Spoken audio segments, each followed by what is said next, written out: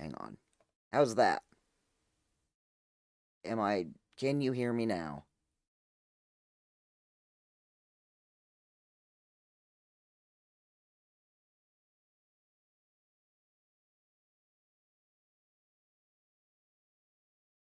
Yes? No? Let me go check.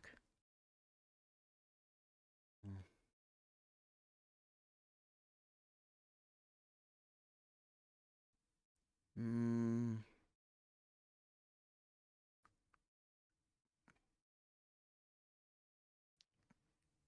Okay, there it is. Pause that, please. Cool. So I'll start over then, I guess. Um, yes, these are new things that we're doing. We've been kind of working on it for a few weeks, and I don't know how often they're going to be, but there's some stuff that goes on that either doesn't fit in the regular podcast, or I mean, really, that's it. It's just stuff that doesn't fit in the regular podcast. That link that I posted up there earlier, you can use that to submit your own fan works, either, to be featured on the website or on these streams. Either way. And you may have seen either in that group chat or we have a post up on Patreon if you're not in there. Where is it? I have too much shit open. I think it's on this window. There it is. So we have this post up here on Patreon as well, where we are soliciting questions in a very vague way. There's that post. And we can't really say at this point who's in the upcoming lineup, but we have a really good upcoming lineup for the next block of episodes coming out. So if you have any questions about the show that are more geared toward the behind the scenes aspect, ask them, please, because we would love to hear them and we would love to be able to use them. And these questions are going to help us with the next round of booking, basically. So there's a lot going on that is just really, really cool. Some awesome stuff coming up. So I can show you one thing real quick that I'm gonna... Yes.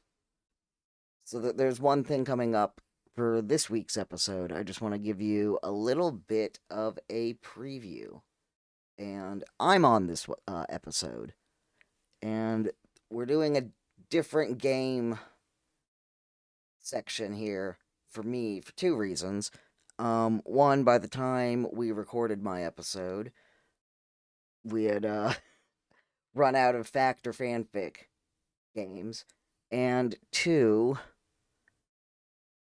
well, I'll explain it in the video. But here is a little peek at what's coming up.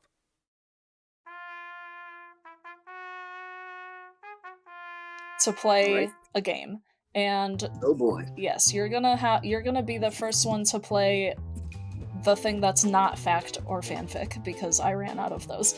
So I mean, to be honest, I back myself as having seen every series of Taskmaster more than anyone else in our group. Because, I mean, for those who don't know, and any readers out there, I had a bad year a couple of years ago. It's literally all I watched. For about 8 solid months, I would watch Taskmaster, and then would occasionally break it up with, Buzzcocks or whatever. Yeah. So I am going to give you 3 titles of fanfics. And I am then going to give you 3 options. So it's going to be like a multiple choice thing of like, what is this fic about? And you have to choose the correct answer. Sounds fun. Okay, so I'm going to start you off with what I think is an easy one, but that's just because everybody in our group chat talks about it all the time, because it's like, it is to me a staple of the fandom. But this is Spaceship Greg by Illuminescence. So, not sure if you've read it, but you should. I haven't, actually. Everyone should. You're right, it gets talked about a lot. It does, because it is fantastic. It is a work of art. Okay, so your options are, so again, this is like, what is the story here? Okay, option 1, Spaceship Greg is an alternate universe in which Greg runs a struggling amusement park. Alex, Mark, and Tim work summer jobs there. Option 2. It is an alternate universe in which Greg is a starship captain and Taskmaster alumni comprise his crew. Okay. Option 3. It is an alternate universe in which Greg is a literal spaceship. It's 3. It is 3. Because I saw this really good animation that someone did, where the spaceship even had his glasses. I know what you're talking about. I think she commissioned an artist to do like a little GIF or something. It's gorgeous. There's like Alex in the foreground and he's standing looking at the ship, and then the ship is like looking at him. Oh, it's so pretty. It's up above him and just kind of hovering, swaying a little bit. Yeah, it's so pretty. Okay, you got one right. Good job. This next one is by me. This is an older one, so you might, and it hasn't really been talked about since I put it out originally. But this one is called Lust and Pride. Okay. So option number 1. An alternate universe slow burn in which Greg is a sex worker and Alex is a John who hires him. Option number 2. An alternate universe in which Alex has feelings for his tall, ivory-haired professor who will not indulge him. And option 3. An alternate universe set in Regency, England, in which Alex and his sisters Mark and Tim navigate society in search of a good marriage. So there was talk of a Pride and Prejudice AU that someone was going to write, and they'd even done all of the casting and everything. So I kind of want to say it was that. Number 3. It's not that. It's number 1, sex worker. Nuts. Although that was a really good guess, because there has been talk of doing a Pride and Prejudice AU. Not by me, because I'm sure I've watched the movie, but 1, my brain is like a sieve, and 2, it's been a really long time since I watched it, and I remember nothing about it, so it's not gonna be me. Honestly, same. Okay, last one, and this is for your little trophy on the website. So you gotta think real hard about this one. Okay, so this one is called The Revenge of Blue Ted by Lotta Soup. God. Okay, option 1. Greg's girlfriend left him after finding that he still regularly has relations with Blue Ted. He seeks solace with Alex. Option 2. I know, this is so funny. Option 2. Rod Gilbert helps Greg experience what Blue Ted might have felt. Oh no. Option 3. Greg and Alex are in an established relationship. Blue Ted has been left forgotten to time, and he is not happy about it. What was the first one? The first one is Greg's girlfriend left him after finding that he still regularly has relations with Blue Ted. He seeks solace with Alex.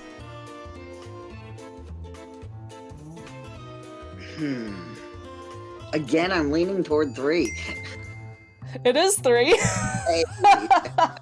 The most unhinged answer is correct. Yeah, that See, one. I didn't think that it was 2. Because again, in that Factor fanfic thing, I've seen that played out for real. Because he does it at the end of You Magnificent Beast. Yeah. Good times. All right, excellent job. You get a little trophy. Yay. There we go. So, my episode's coming out on Tuesday. It's a very, very niche topic that we are discussing because I wanted to talk about Alex's costume specifically, but we also go into Greg's and some of the contestants as well. But it's one of those incredibly niche, incredibly nerdy things that I think anybody who knows me from the group chat is not surprised that I went there at all. So that's coming up. And you'll notice that TK's webcam was not amazing in that one, which is fine. We actually did recently get them a new one, and you'll see that with some of the videos, both upcoming and just kind of peppered throughout. I think they were using the nice one during that bit that we put at the end of Joe's episode a couple of weeks ago. But this is why we've got the Patreon, because there's still some equipment and just some general operating fees that need to be covered. And I'm going to try to find a way to like do an overlay for these so that we can see that kind of stuff. But yes, so that's what's coming up. I think it's a good episode. I don't know about, anybody else, but it's something that I was really into, and it's a lot of fun. I'm almost done putting it together. I just need to find some screenshots and correct a few little minor issues with that.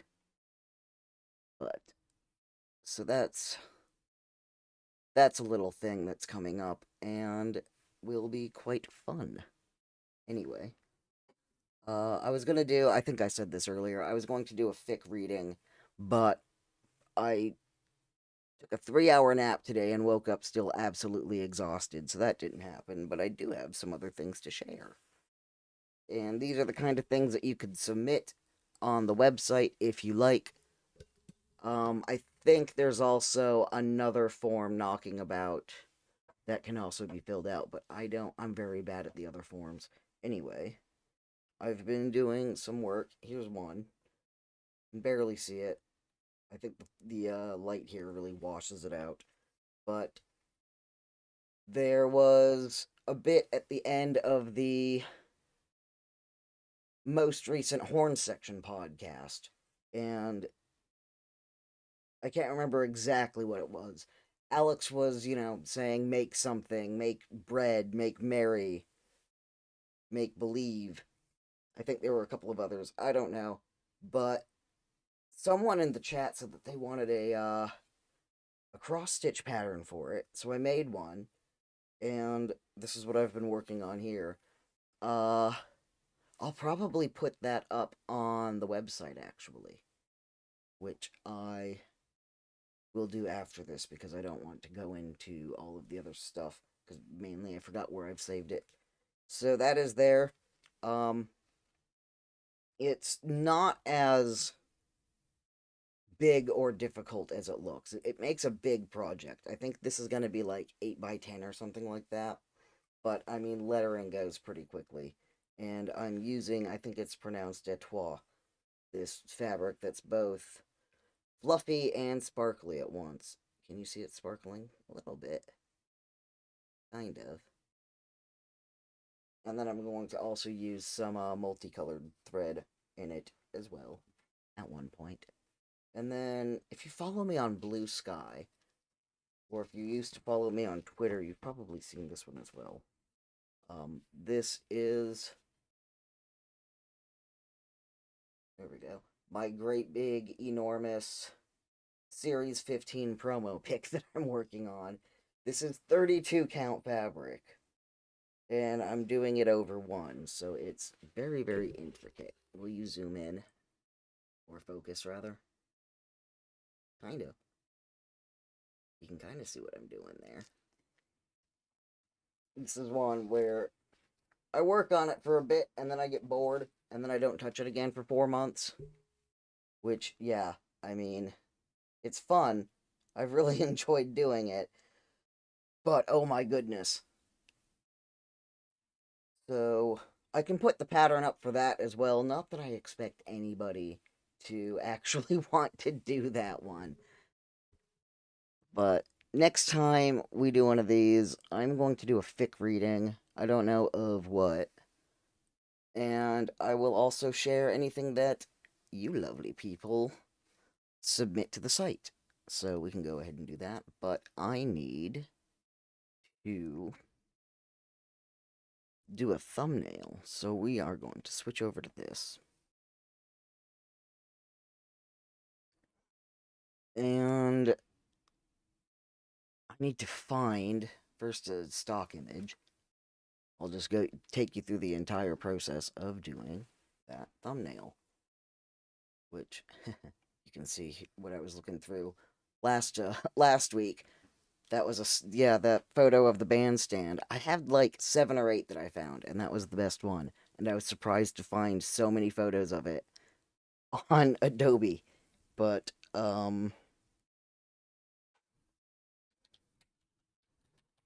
let's start here. And we're going to do this. And we're going to exclude AI. I want a photo. And I want horizontal.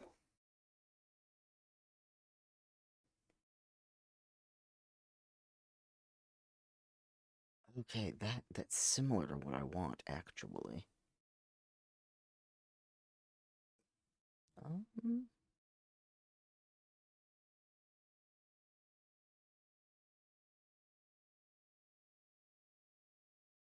hmm. I'll save that one. I don't know if I want it. Also go and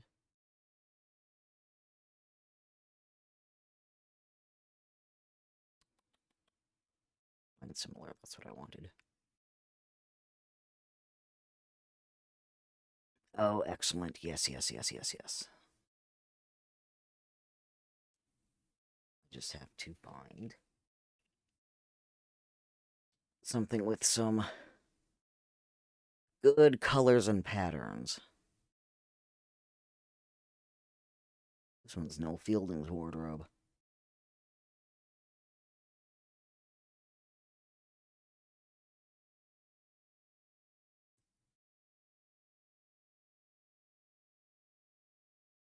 That's got fish on it.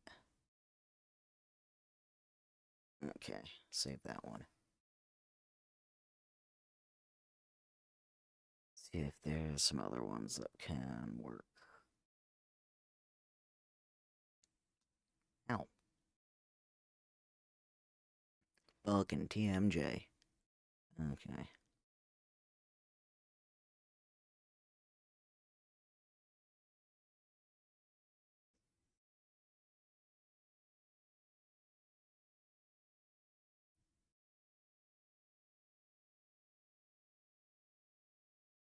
Hmm. Nope, nope. Well, I've got a couple. We can start with those.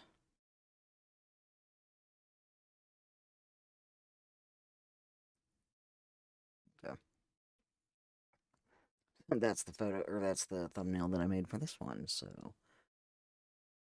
Podcast cat, you can go away. And that one can go away.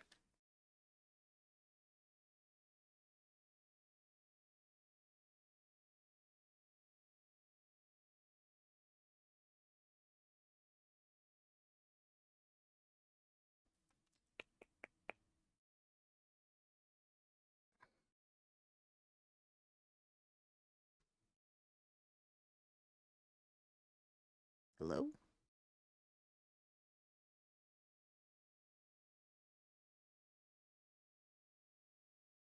There we go. Okay. You're in the wrong spot. Oh well.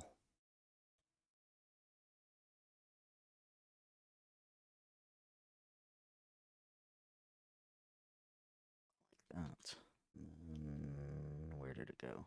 Down here.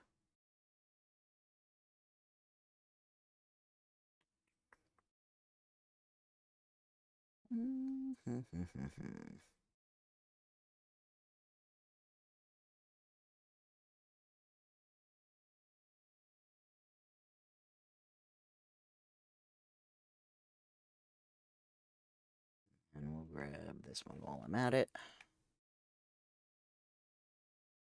So this is cool. If you go up here, select subject. Let's see.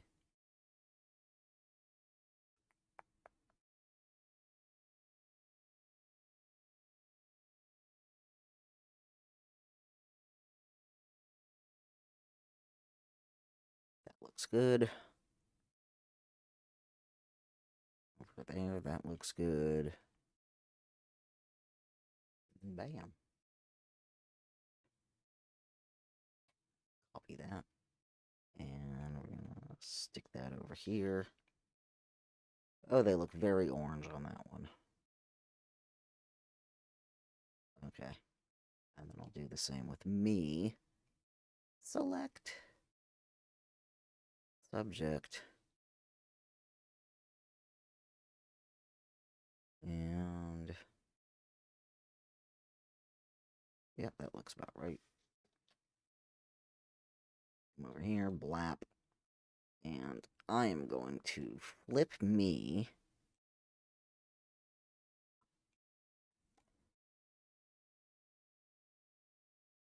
Oh, that's not what I wanted to do. There we go. And then, where are they? Let's do that as well here. Free transform.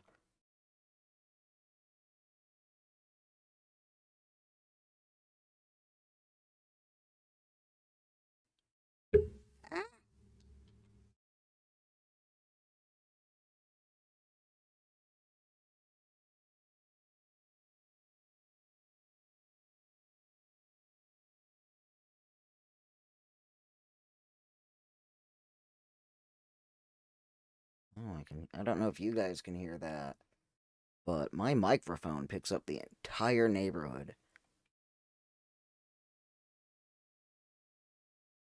No, it doesn't look like it's coming through, which is good. Why can't I find it? There it is. Don't quite have that hardness. There we go.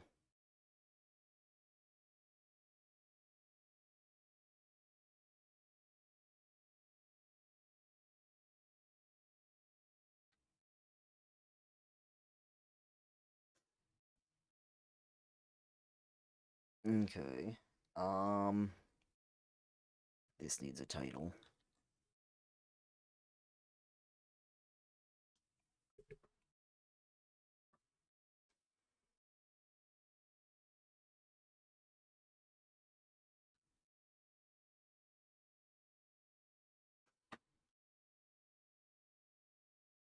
Someone in the building is playing hardcore techno.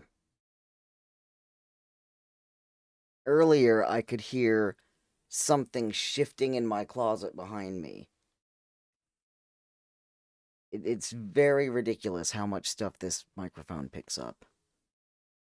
Let's see, I can't think of a good, snappy, clickbaity caption for this one.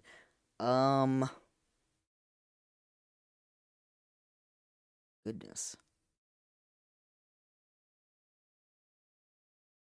Really is, yeah. I've got my output cranked all the way up, and it's still not going through to OBS, but I can hear it in my ears. Why is podcast cat wet? Oh, that's no longer relevant. Which we will find out why podcast cat was wet, I promise. So,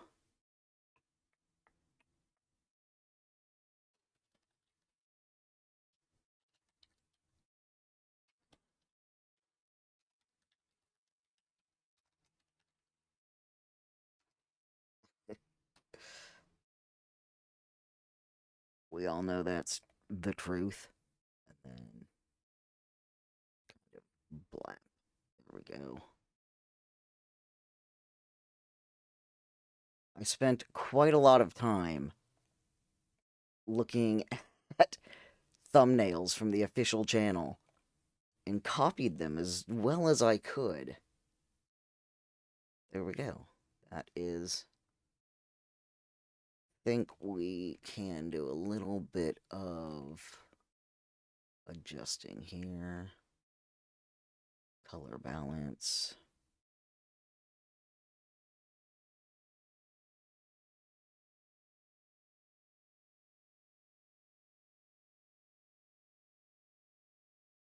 Okay. There.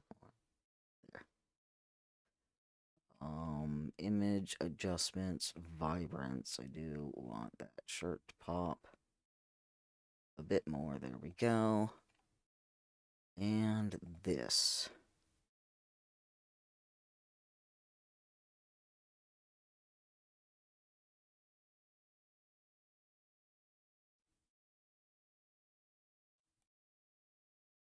There we go.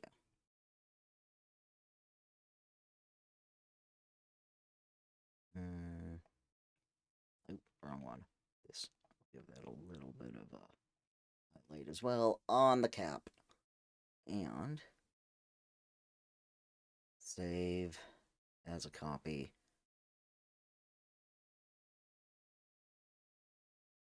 JPEG. Oh, 9. Now here comes the hard part. I have to make it a square.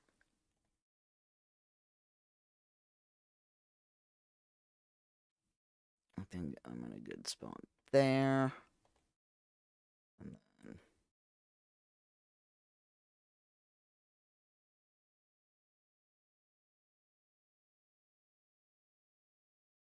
And then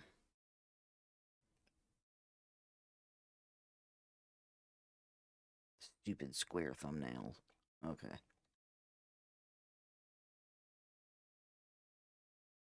Ooh. One by one. Yeah, no, we are still not good enough there, so.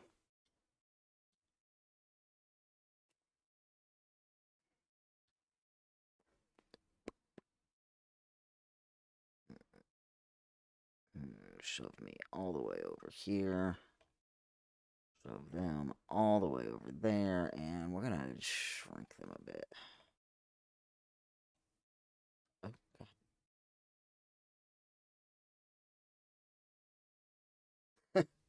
Hello. I hate the shoes so much, and there's a perfectly good reason for them to exist, and I don't care. They are terrible.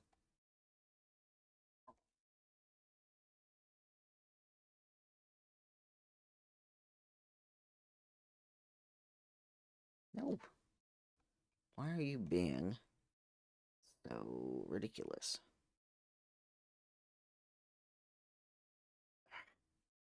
There we go. Okay.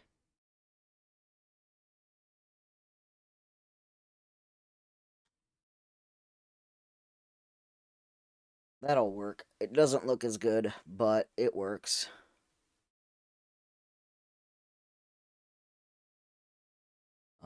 Here we go. JPEG. 9.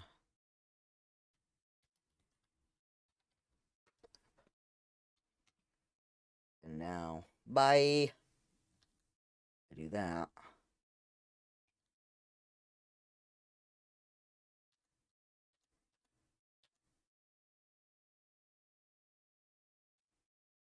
Image. Edit. Redo. I like to save it in this format, just in case I need to make a change, because this is the one that gets affected the most. Okay. What else have I got here? So that's pretty much everything that I've got to show you before the episode goes out, but I do have one more thing I'm going to play. And earlier today, TK and I sat down and we discussed the new episode, Series 19, Episode 1. So I'm going to play you that before we go ahead and end here. And if you like what we're doing, make sure you subscribe, like, do all the hearts, ring the bells, whatever the heck YouTube has you do these days. I don't know. It's a lot. And we will be back on Tuesday with the next episode. But stick around because you're going to want to see this. Hello. So, this will be the last for me. The stream's going to end after this video. It's about an hour long, so tuck in. It's a bonus episode, basically, but we weren't sure how to release it, so here it is. Have fun. Enjoy.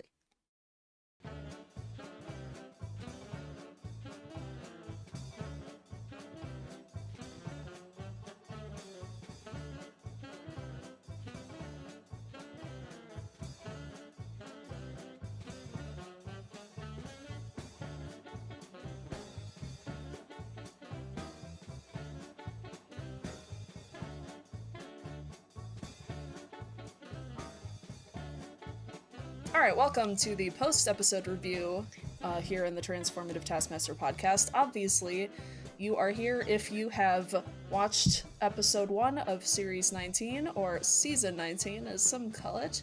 But also, go listen to the official Transformative Taskmaster. That's us, you're here. Good job. Go listen to... go listen to the official Taskmaster podcast this week with Ed Gamble and Nick Mohammed in the caravan. You can also watch the entire interview on YouTube, so that's new and exciting. Obviously they go through the episode, in detail, which obviously we're not going to do that same thing. We are going to go through the episode, but we're going to be talking a bit about things that Ed hasn't talked about, but also that wasn't necessarily brought up in the episode itself, and they just kind of glossed over it, and they do that a lot. Yeah. So so I have some notes here, starting with just the intro to the episode. Greg says that all of the contestants have been put through their rigorous 12-step hygiene program, and now they smell great. And then that's the bit. And then they move right on. So I liked that. I love that he forgot his intro again. I love when he does that. Because I say stuff like that all the time, where I'm like, I'll say something ridiculous, and then I'll say, which is a sentence that just came out of my mouth. Right. So when he said, is a bit that I forgot I wrote, I'm like, yeah, I feel you. I love when he does that so much. Yeah, I think that the 12-step hygiene program, I really want more lore on that. I think that's part of the Taskmaster lore that we get of the in-universe, bit where, Alex, trims his dead skin off his feet and all this kind of stuff. What is it? I think it's 12 Monkeys that I'm picturing, where he just gets this horrific scrub down. Oh my gosh. Yeah, I think that's what it is, where he's brought back to his point in the future, so they have to scrub all the past germs off of him. That's what I pictured when he said that. They're just lined up being scrubbed with a broom. That's really funny. Yeah, so there's a little bit of lore that we know nothing about, and we'll never know anything about ever again. But yeah, the bit that he says is that they're competing for Daddy's Golden Head of Destiny, which is a sentence that I forgot I wrote. It's just amazing. I love that. Yeah, what was Jamali's series? He was on 11. 11, yeah. So in series 11 was when the whole daddy thing started, because Greg initially was like, no, I don't like that. Actually, come over here and say it again. Thank you, Daddy. Thank you, Daddy. No, that would have been series 6 with Asim Chowdhury. Oh, sorry, Jamal. Oh my gosh, Yeah, you're right. Yeah. series 11, they weren't allowed to touch. Oh, yeah, you're right. I don't know why I was thinking Jamali. In my brain, Jamali and Asim look very similar, I guess. I mean, that's me with Rob Beckett and Russell Howard. Just blonde sets of teeth. Yeah. Yeah. So yeah, I guess in series 6, but yeah, that's been slowly building up, and now I think it's just part of his lingo. His identity. His identity. Yeah. So yeah, the first task, the prize task, as someone who also used to be a teacher for 13 years and then quit to do something else, I was like, good times of school, yeah. But something that is very different from... Can you hear that? Hold on. Is it water running? Oh, I gotta go fix this really quick. Hold up. Okay. Here's a pelican I painted. Isn't he cool? He lives in my spider plant.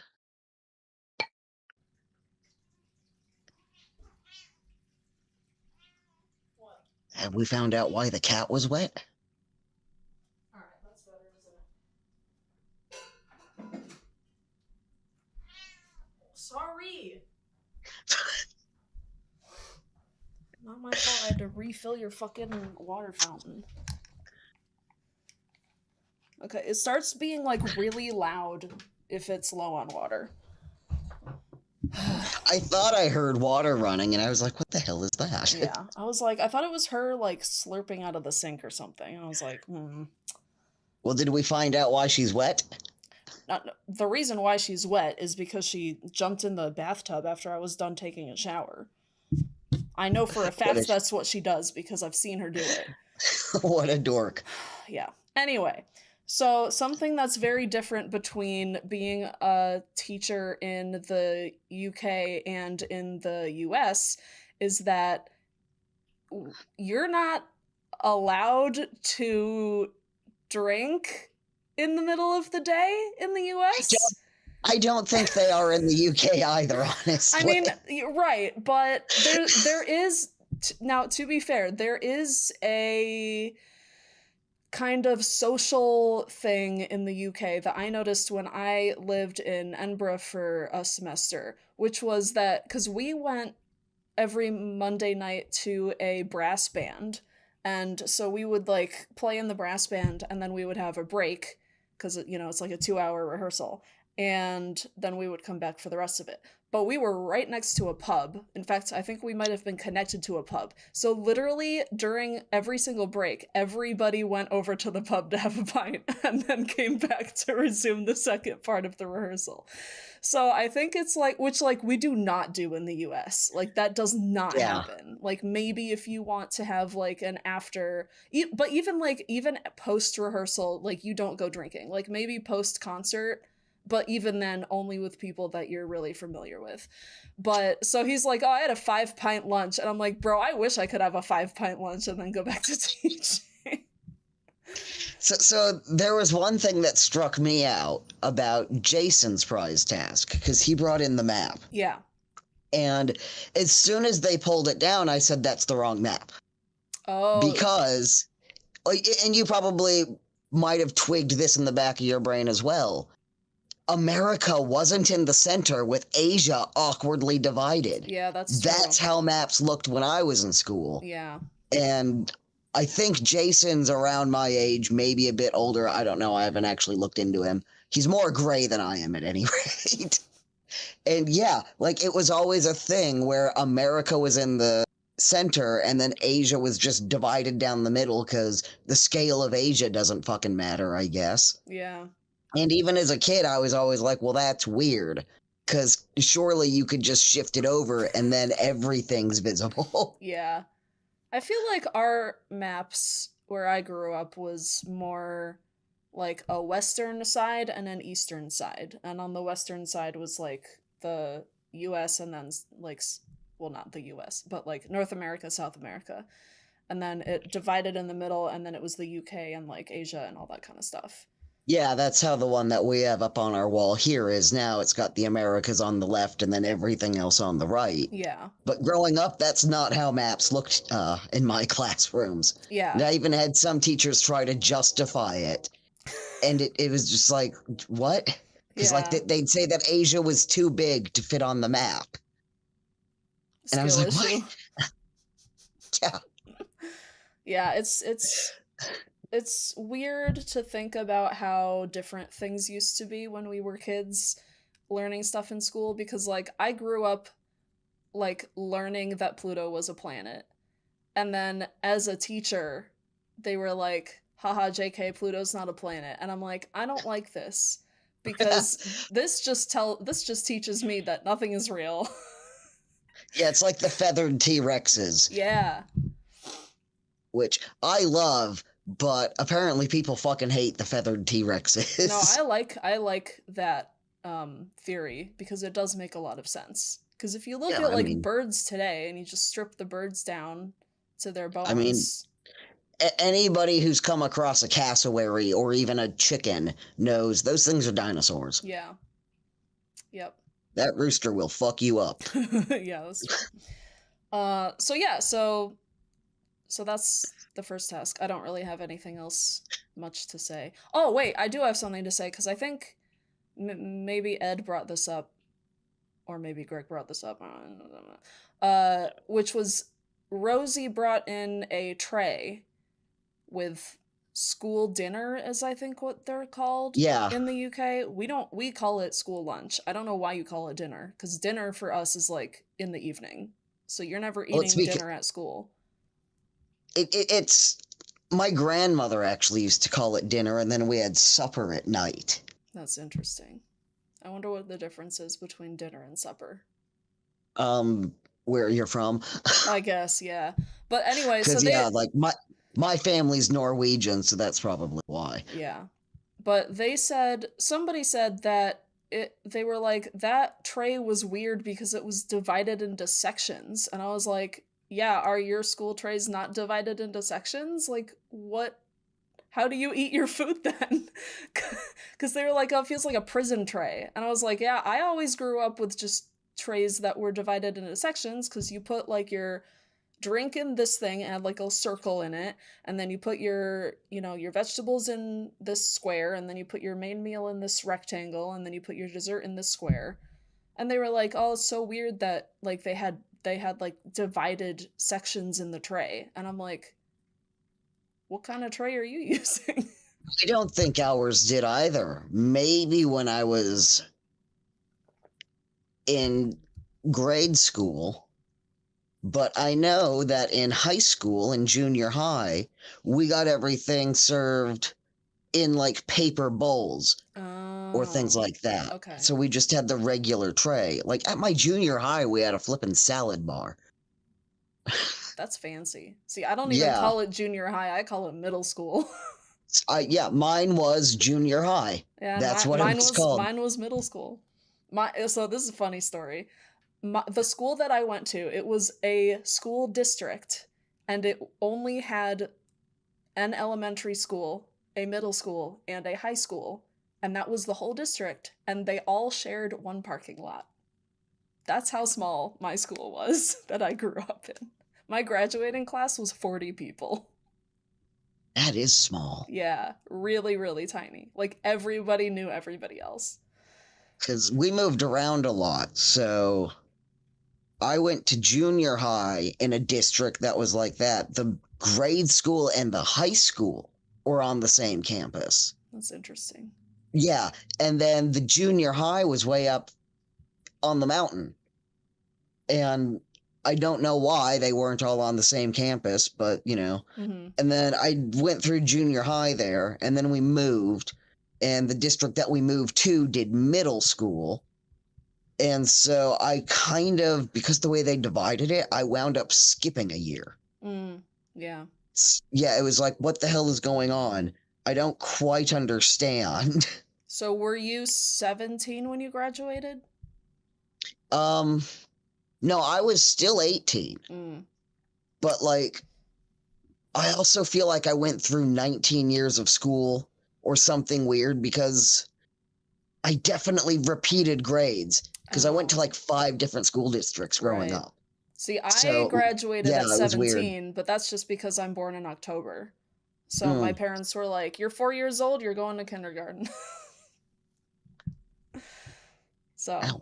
yeah. But also, I was bullied out of pronouncing elementary school because that's how I grew up saying it, because in upstate New York you pronounce it elementary school, and in apparently literally everywhere else you pronounce it elementary school. But I went to college in Pennsylvania, and so they were like, and of course I went for education, music education, so I had to say the word elementary a lot, and so I kept getting bullied, and so now I say elementary. Like I can't say elementary anymore because I get PTSD. I'd bully you too, honestly.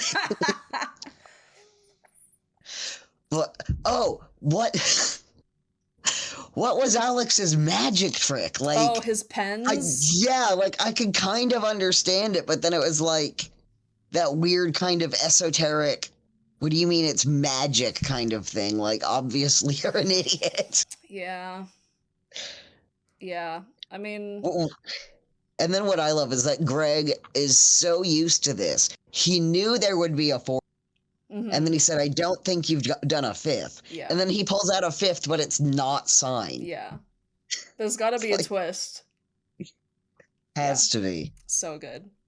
So let's move on to the first task, which the very first thing that I noticed about this task is so obviously there are handprints on the table on either side of the table. You're supposed to put your hands on the handprints. Just that alone is very kinky. Like Yeah, I was watching that and I was going, what the hell are they doing? like, Put your hands on the handprints. that's gonna be a fic for sure if it is not already. Like, put your hands on the handprints, close your eyes, bend over. Like, I mean, good lord. Well, because what's it called? What's it called when you're put into like in the like kink scene? If you're put into situations where it's like purposely hard to get out of. Do you know what I'm talking? It's like predicament bondage. Predicament bondage. Yeah, it's like that. Yeah. Like that's what that reminded me of. It was just like weird. I was just watching it again today on the YouTube cut without the ad breaks. Sad, but yeah, I was even looking at it. And I'm like, are those Alex's handprints? Oh, that's a good question, actually. Or I wonder if they just like. Yeah, that is a good question. Are they drawn on the table, or are they like? Well, they're definitely like a Cricut cut decal. But I was wondering because of the way the fingers were splayed, really weirdly. Oh. Yeah, that's a good question. Yeah, I don't know. Like, they looked like his handprints to me. Yeah. I don't know if they were, but they looked like it. I mean, I wouldn't be surprised. Like, one thing about this show is it's been made very clear that they have a very small crew. And the thing that I like in talking to Alex previously is that it's very apparent that they do a lot of their own like DIY stuff. So where they could easily just like order handprints online, it would not surprise me at all if Alex was like, okay, here's my hand, draw a thing around it. Yeah, like we can do this ourselves type of thing. Because he keeps saying it's like, I mean, there's been a ton of like interviews with him and Greg that have come out recently, and also like just him. But a lot of what he's been saying in these interviews is like, you know, we have a very small team. It's like a very culty, niche thing, despite having millions of subscribers and views on YouTube. He's like, it's, you know, it's just very niche. And I'm like, I mean, Well, like, I guess, but.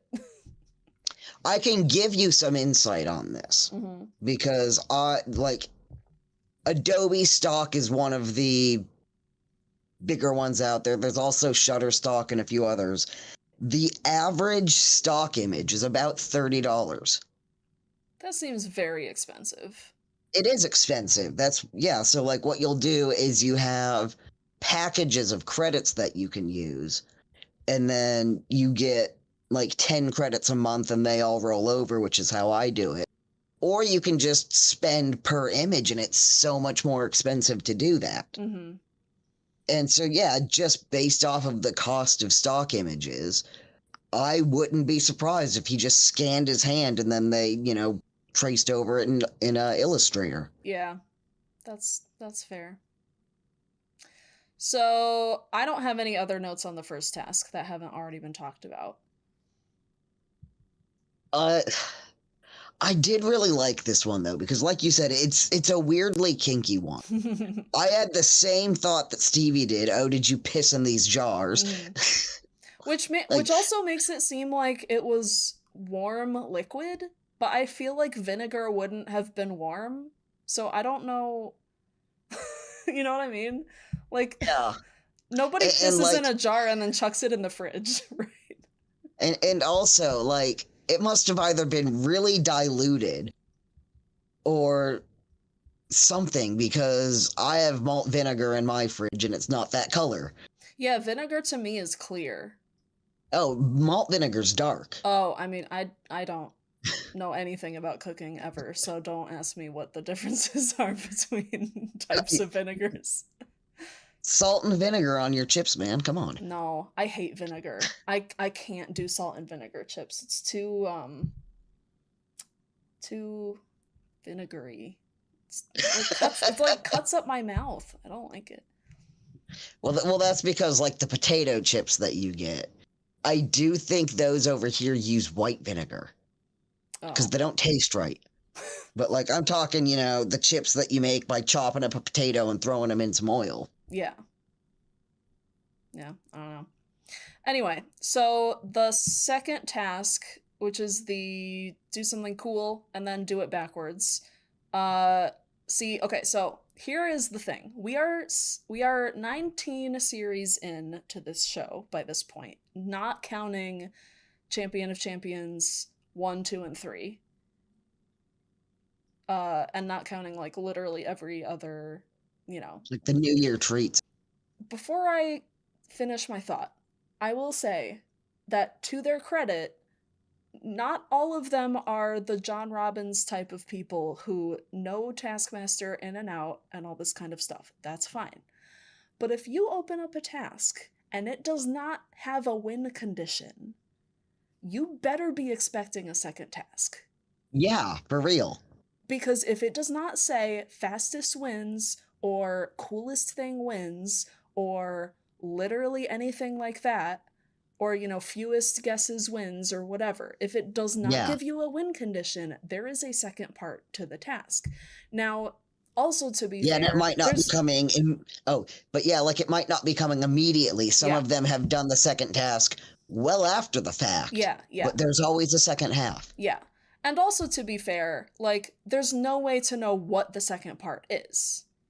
Unless, you're in the P-Olympics and you're like, throw a P the farthest. Yeah, okay, I'm gonna throw it right here so I know exactly where it is. So, like, obviously by that point, at least, Fatiha has caught on to the whole shtick, of like, I know what you're gonna ask me to do next.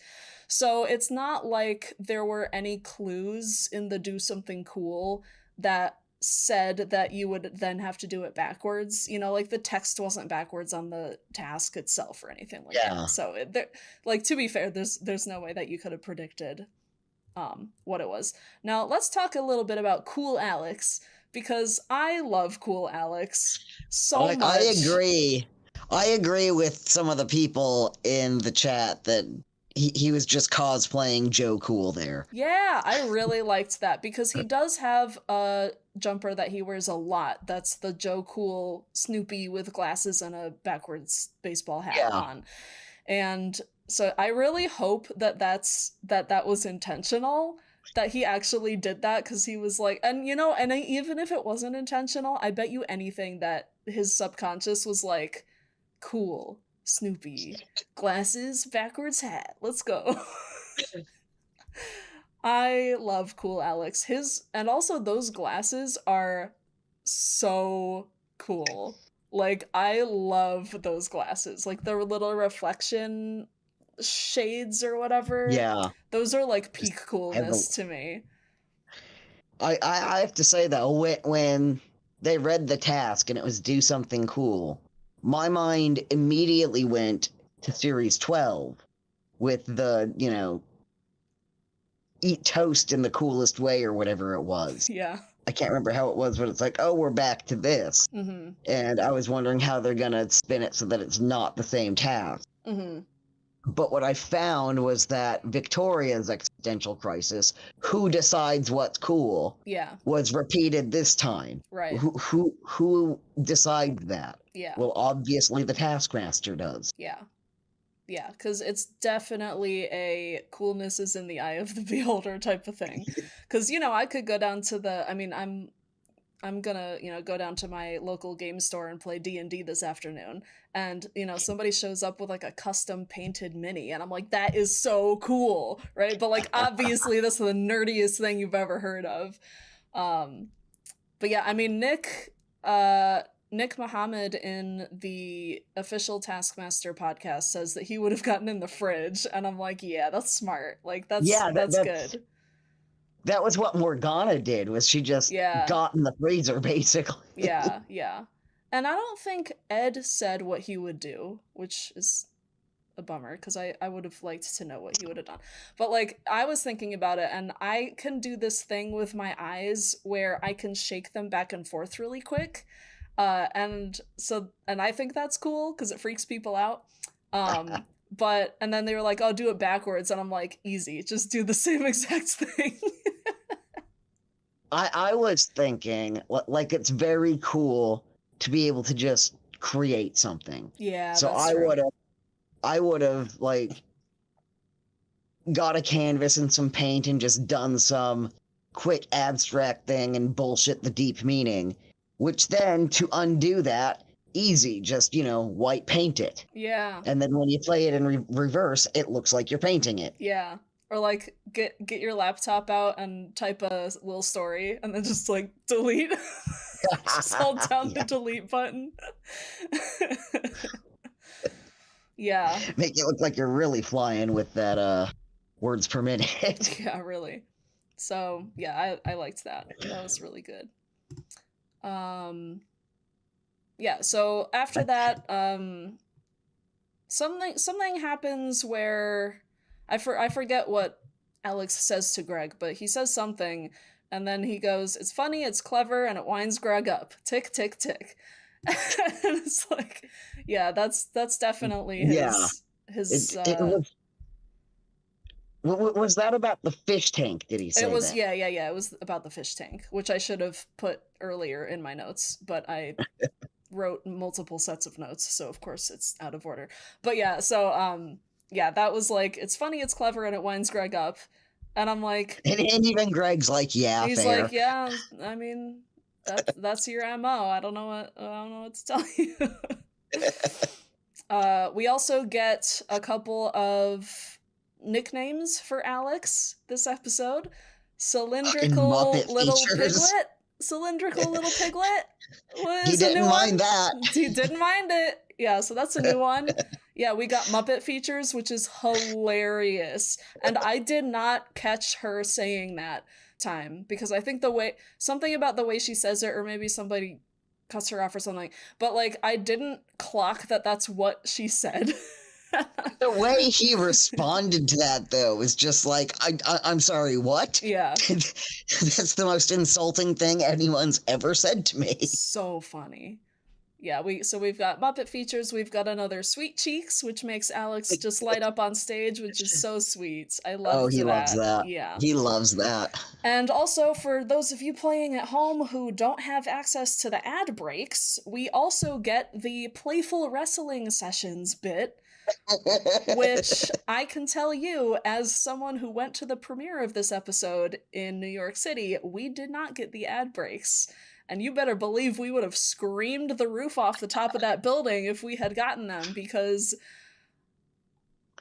excuse me? Playful Wrestling Sessions? And also, I would like to shout out Greg for correctly...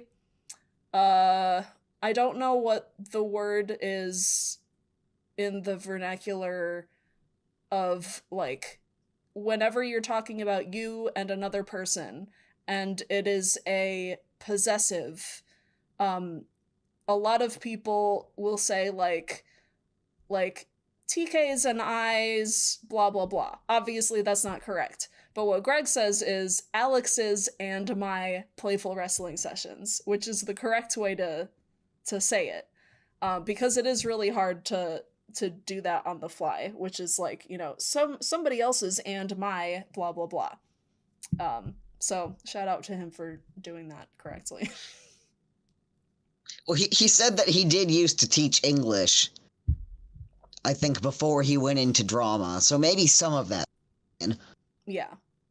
But also, I can definitely imagine him, like, typing it out and then being like, that's not right. How do I do this correctly? Yeah. Because I guess you could say, like mine and Alex's, but then mine doesn't really work in that situation. So it'd be my and Alex's, but that also sounds really weird. So anyway. It's Alex's and my. Alex's which and my, also, on the ad breaks last series, I feel like they were almost calling Jazz's ad break videos out when they released their own video of the lost ad break links. And I was almost hoping that we'd get the ad breaks this series, that they'd come back, and they haven't. And it's like, you guys are so close. Yeah. And it's like, I kind of get why you're doing it, and we will have Jazz on to talk about ad breaks in an upcoming episode of this podcast, so, like, keep an... Soonish. I don't have the schedule in front of me. Yeah, keep an ear out for that.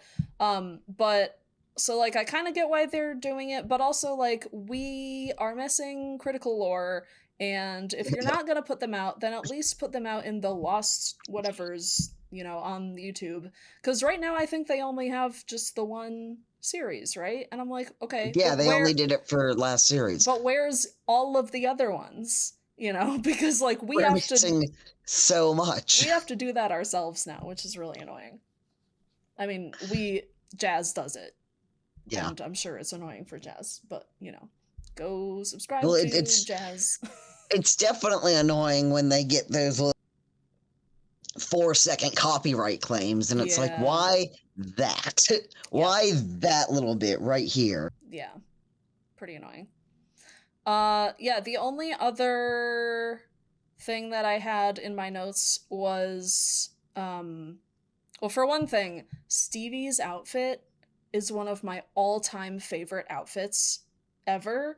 Like, her task outfit, because it is clean, it is crisp, it looks so good on her.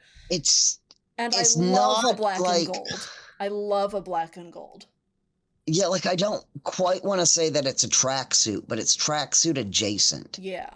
It's very classy. Which I think that's only the third one we've had, because there was Tim and there was Aisling. And I can't remember anyone else who wore a tracksuit. There's a lot of boiler suits. Yeah. Dara's got a flight suit. But, yeah, like, for some reason, the tracksuits don't get used very much.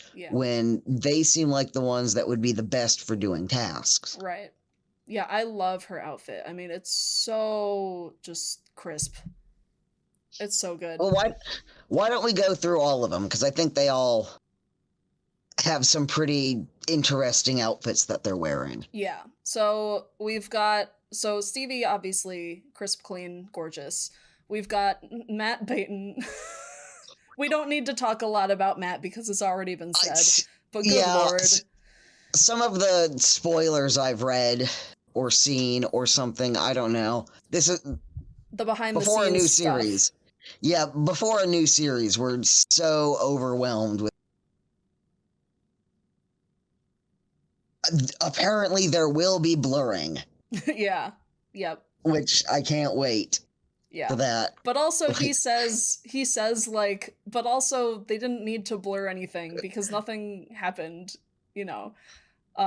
Which is fun. I think they like did it for comedic effect or something, but I think it's gonna be hilarious. I'd have rather had them blurred Wang than Matt. Yeah. Which don't they do that for the kids version? I think they do. I've heard that some of it is like weirdly unwatchable on the bleeped version. So funny. Oh my gosh. Okay, what else? Who else? What's Jason wear? Jason wears his clothes. Same thing apparently he wears all the time. Great. So we've got typical Jason. We've got Rosie has this really gorgeous. What would you call that? That's I would call it oh my gosh, why is my brain blanking? I can't remember if it's one piece or two. I think it's one because it's all one type of fabric. Yeah, I can't remember. But anyway, I literally just watched it like an hour ago. My brain is saying bodysuit, but I don't think that's right. But whatever it is. Yeah, Desiree wore a bodysuit as well. Yeah. I mean, it's gorgeous. And when Rosie is doing the breakdancing on the rug and it like blends into that completely rug. Matches, it's so cool. I love her outfits. Gorgeous. Yeah.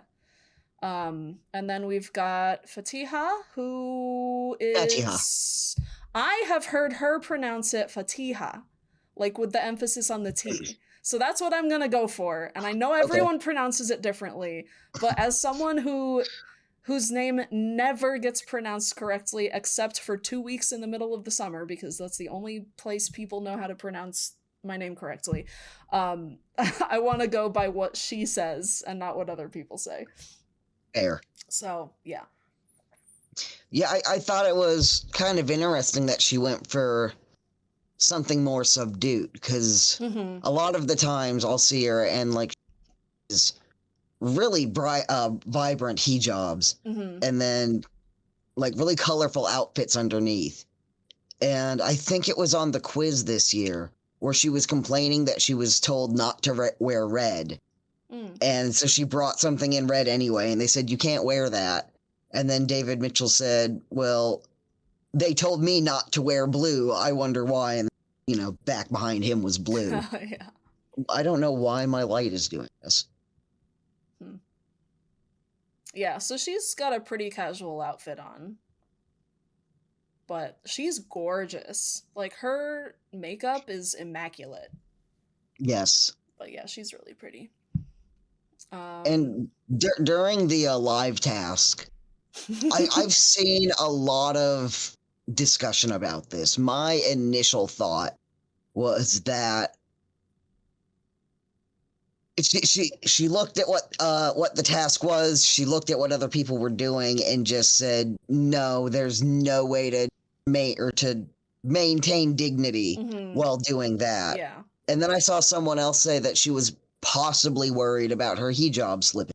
Yeah, and it's like, that would also play into that. The one thing I will say is I don't believe for a second that she did it because of, or that she didn't participate because of her shoes. Yeah. That was just, a quick thing that she could say that would get a laugh, whether or not, it was accurate. Yeah. But at the same time, I don't mind people deciding, no, I'm not going to do this task.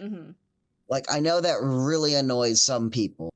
Where people just nope out. But, like, Joe Brand did did that a lot. Mm-hmm. Just, no, I'm not going to do that. Lisa Tarbuck did that a few times as well. She admitted, no, I was just in a bad mood. I didn't want to do that task, so I crushed the little wind-up man because he annoyed me. Yeah. And even in series 1, we've got Roisin doing the horse task differently because she's like, I'm not gonna ride a horse. And like that one I could really understand as well, because horses are big and they're scary and they're dangerous. Yeah. Don't get on a horse if you don't feel comfortable getting on the horse. Yeah. And even, I mean, I don't know if you're caught up with Australia. No, I've not seen the most recent one. Okay, well, spoilers if you haven't seen. I'll try to keep it like relatively spoiler free, but I will forget. Well, you keep will, mind. but the listeners who might not know, spoil me, Daddy. don't call me. I don't like that. Actually, come over here and say. Yeah, so in the latest episode of Taskmaster Australia, do you remember in series, is it 16 with Julian Clary? Yeah. So they do this task, which is like they blindfold them, and then they have to like crawl around on the floor and avoid getting hit by like the little wind-up animals. Do you remember that? Yeah, and it was the rubbish robots. Dud of a task, right?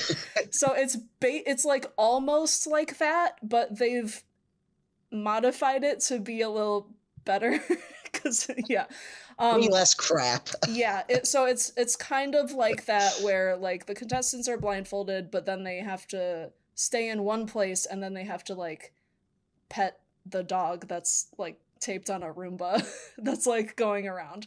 And so obviously they can't see it. But Tommy Little apparently is like terrified of the dark. And so he really did not like putting on the blindfold, to the point where like he was the first out because he was like, I can't do this.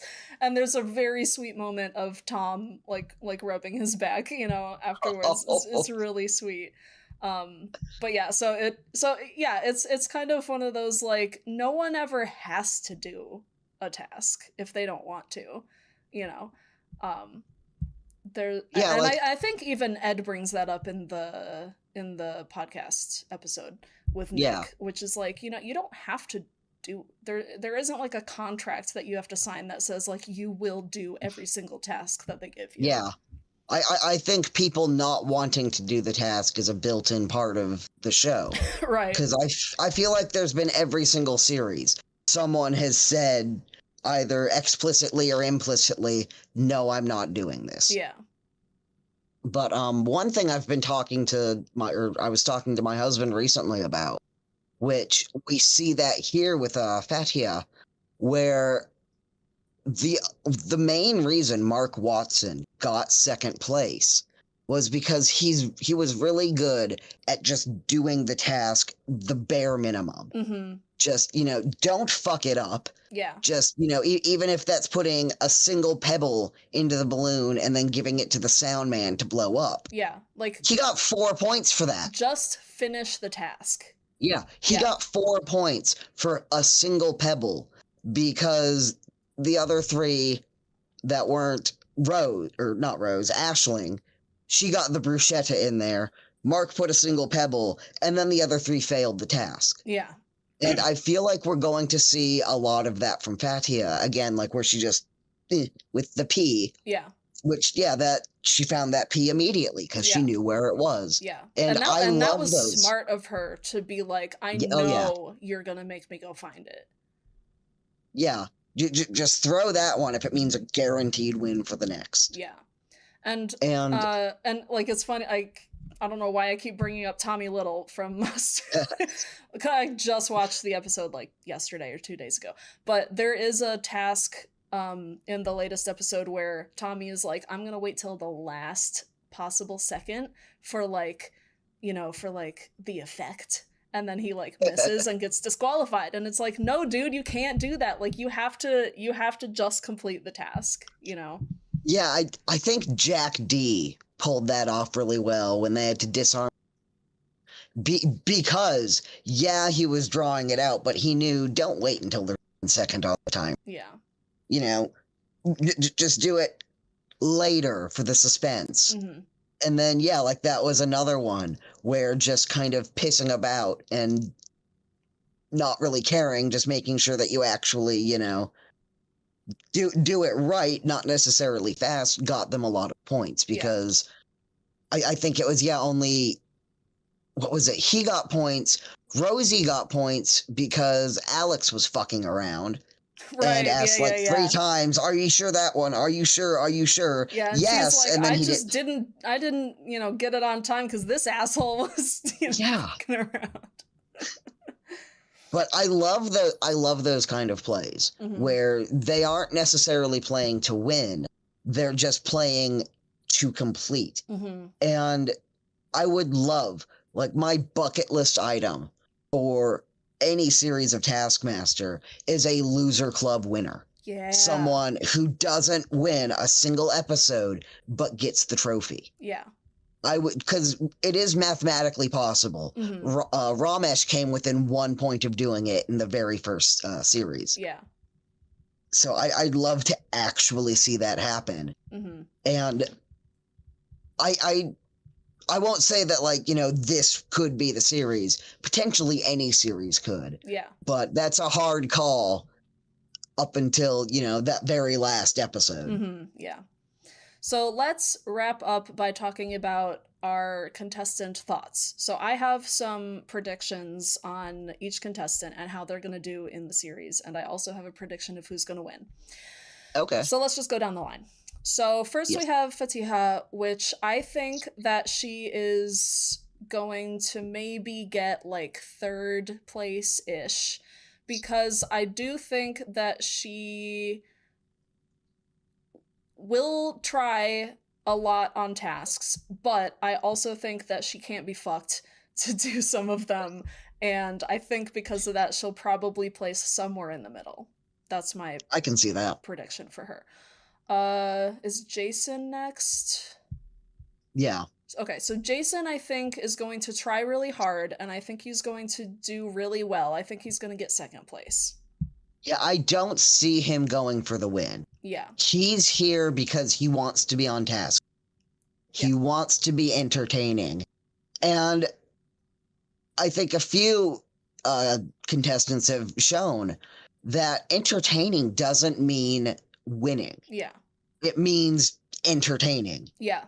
I think that Jason is a little bit too chaotic to let that chaotic bit of him slide enough for him to try to go for the win. So I think that he's going to rather do something that's more chaotic and risk getting fewer points than the other way around.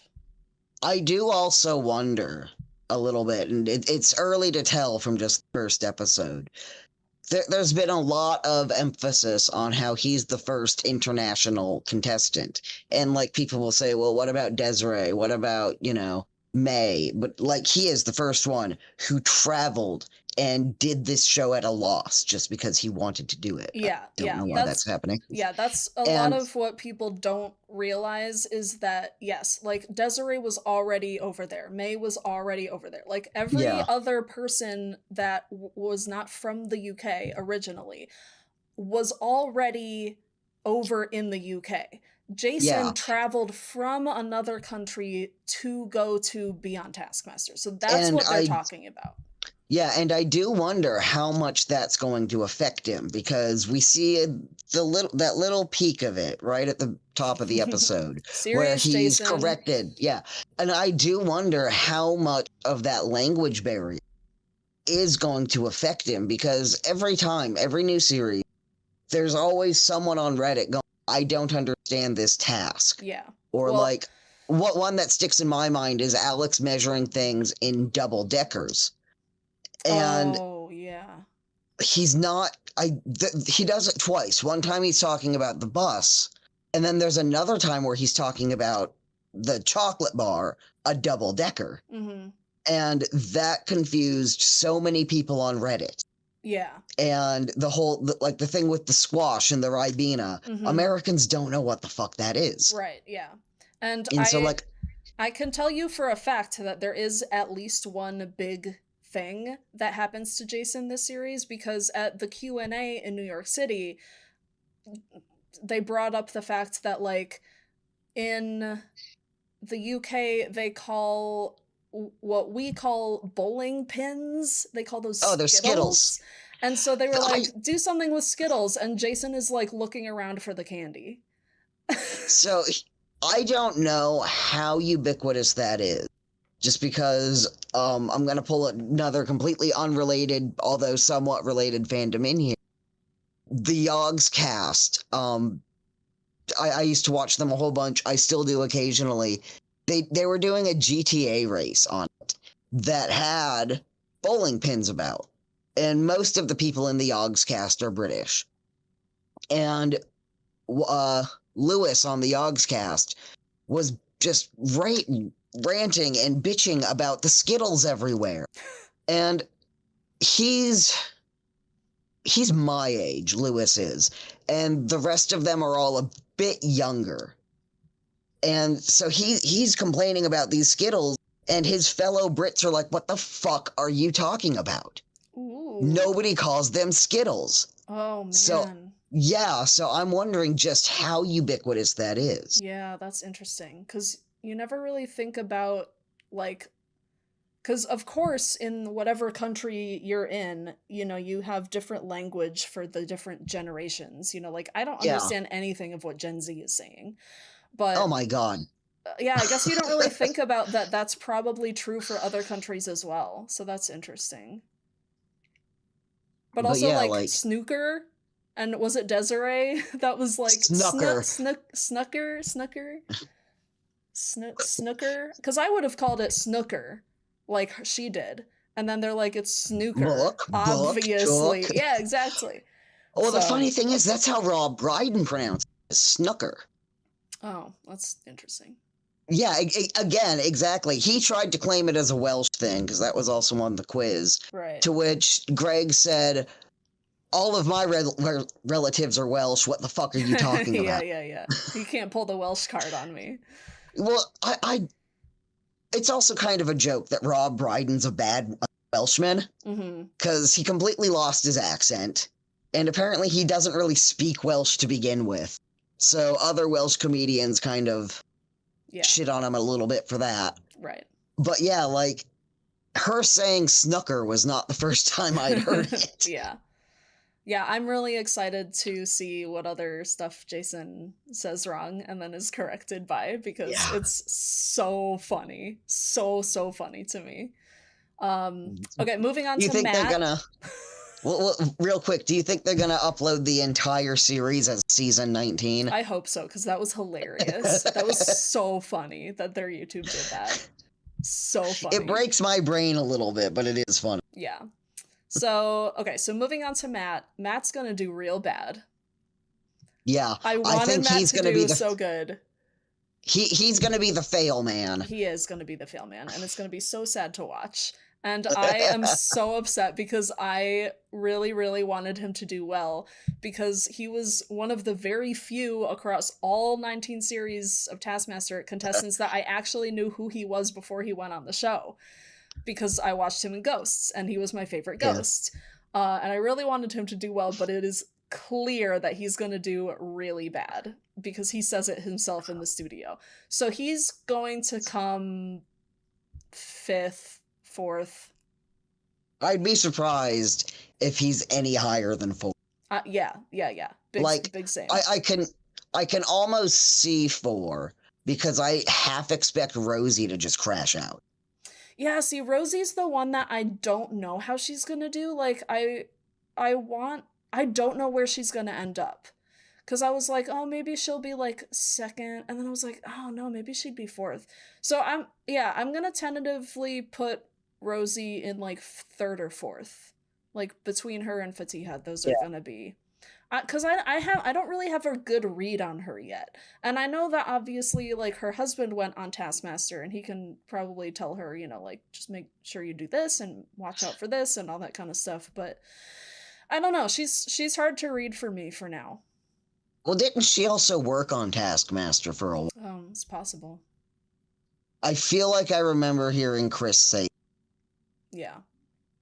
but yeah, like she has this energy about her that I can't quite articulate. That's just like very happy and excited to do these things, but there's an air of niche about her. Almost like a Jenny Eclair type of Yeah, very like excited to be there, but maybe she is like very much with Jenny. Like Jenny like started a task and then she was like, I'm just gonna enjoy myself because this is amazing. This is the best day of my life, putting potatoes in a hat, It's like I don't care how I do. I'm just gonna have fun with it. like here's a question for Jack Bernhardt. But there's been John Richardson and Lucy Beaumont. And I'm trying to think if there have been any other been on independently like that. I can't think of any, but I feel like there has been at least one. But I'm very curious to say what the stats say regarding couples that go on. Like, which half is typically the better half? Is it divided by gender? Is it divided by who goes on first? Yeah, that's because smart. I do feel like there may be a trend in there, but there's not enough data to really extrapolate it. Yeah, totally. Yeah, not a lot of people. That is a good question. Yeah. And then finally we have Stevie, who I think is gonna pull out the first. I think she's gonna pull out the win. Yeah, I agree. She seems very competent and competitive enough that she will want to try her best. Because even though she was like disqualified for the putting the pee under the pillow, she was like, fuck. Yeah, so we were watching that, and this was one of those moments where my husband thought I was from Mars, because as soon as Fatia said that there were 26 pillows, I said, oh, then you have to check under number 16. Mm-hmm. And he was like, what? Why? It's like, because that's what number P is in the alphabet. It's 16. Yeah. And he just couldn't get his head around that. And then, oh, look, that's where it was. Yeah. Under number 16, because you weren't finding a P necessarily. You were finding P. Yeah. And even Nick on the official podcast says, like, if somebody said there are 26 pillows, find the P, I would have obviously been able to figure it out, But yeah, the second she said 26, I was like, I know where it is. I mean, I knew where it was anyway because I had watched the premiere, but So, trying to think of how to word this question. How did watching it now at release compare to watching it at the premiere? Dude, you always gotta watch Taskmaster new season, new episodes with a crowd of 1,500 people that are just excited as you to be there. Because it was so much fun watching it at the premiere because everyone else there was obviously a huge fan. So we were all laughing at the in-jokes. We were all screaming at the appropriate places because we were in America for the premiere. Whenever Jason came out, we were like screaming and shouting and clapping for him. And it was so nice because it almost felt like you were part of the studio audience, like in the show itself, which was kind of meta. But that's what it felt like, was like you were watching it as part of a studio audience, which we kind of were. So watching it back, so I've watched it 3 times now. So at the premiere, and then our little group chat had like a watch along that I got to be there for most of. I always love watching live with our group chat because people that haven't seen it are always like, oh my gosh, they did this, but also like we get the ad breaks that like the New York people haven't seen, the 14 of us that were in there, we haven't seen those, so we get to freak out about those. And then I watched it another time with my partner, because he was like, okay, we need to watch the episode that you saw in New York. And he, of course, really loved it. And so usually the way that I watch new episodes is with my partner, and it's just us two. And, it's fun. It's, sometimes he'll be like, you have to pause and go back because what did they just and he'll do that with the Australian Taskmaster too. Like there were a few moments in this latest episode that we were like, "Excuse me," um, but yeah, it's I definitely think that watching it with as many people as you can who also love Taskmaster is the way to go because it's really fun. I was so annoyed that I wasn't able to do that properly this week Yeah, because my fucking media PC took an hour to boot up. rude. And that was the signal to just completely wipe it because Yeah. it used to be my husband's gaming PC. And when I turned it into the media center, I was like, okay, well, I don't want to completely wipe Windows because network, and it's already got everything I need on it. I just need to plug the hard drive in. And it became very apparent relatively quickly that I should have wiped it. And then I just put it off because it's like, well, then I'd have to reinstall the server. And after that, it's like, no, we can't do this. This is cancer. Yeah, that's a pain. Yeah. But next week, hopefully. because I've watched it now twice on Channel 4. And I will say that the way they cut around the ad breaks is usually done because you don't notice. Yeah. And it took me several series of watching it on YouTube because I didn't to realize, wait, where are the ad breaks? And I noticed it from my gift set on Tumblr because there's one that goes around where there's an earlier series where Greg is over when I think 10, and he says, this is the most bored I've ever been. And then in 11, he tells Alex to drape himself over his throne in a way he finds sexy. And Alex exactly mimics that pose. And it's like, wait, what the fuck is this? Where's that from? I've never seen this. Right, yeah. And it's like, oh, it's from it's from the ad break that they're not uploading now? Wait, what?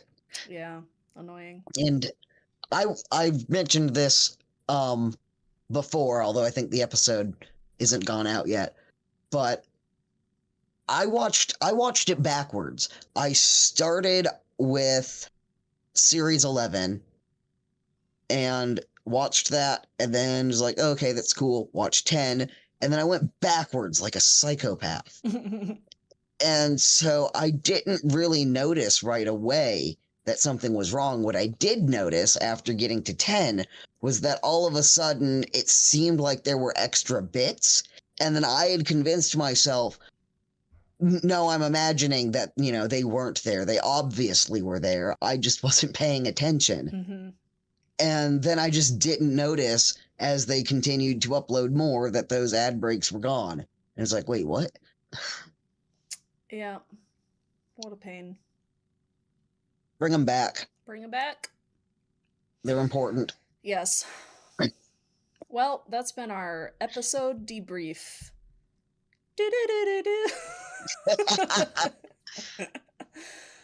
Oh, real quick.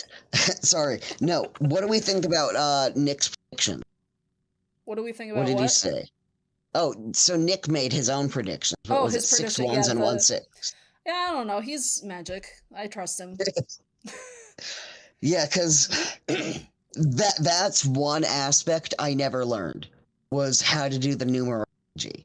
Because my brain just doesn't work. I can do mentalism, cold reading, anyone. And I do like a lot of table magic and some stage magic. I never got my head around the numerology. Yeah. Yeah, I guess we'll find out. But yeah. We'll see. Outro. Yeah. I can't think of anything else that I wanted to bring up. Go. I didn't take notes either. Go. Check us out on Patreon. We've got Yes, exclusive posts, behind the we do. scenes. And we've got a post up that you can purchase to be able to do it. I mean, honestly, we're operating with significant loss, so please go check out our. Yep. We are taking questions right now.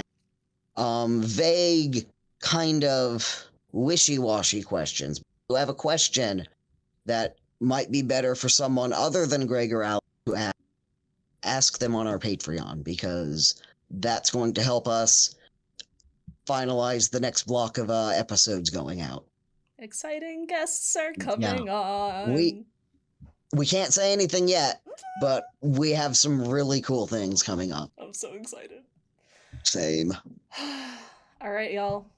See ya next time. Great.